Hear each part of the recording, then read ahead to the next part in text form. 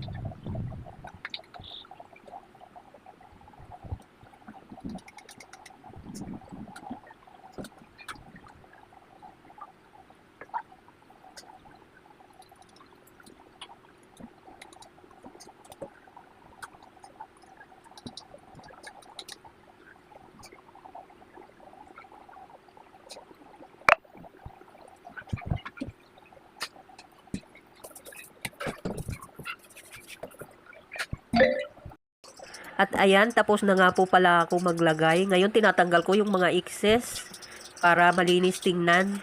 Hindi nga po pala nagkasya yung isang tube.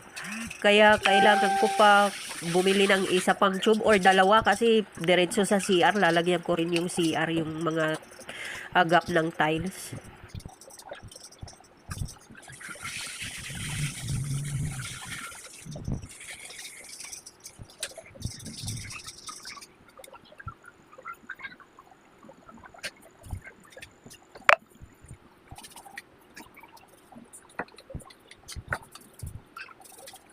O diba mga Mars, lalong na-enhance ang itsura ng flooring ko. Ang ganda na niya.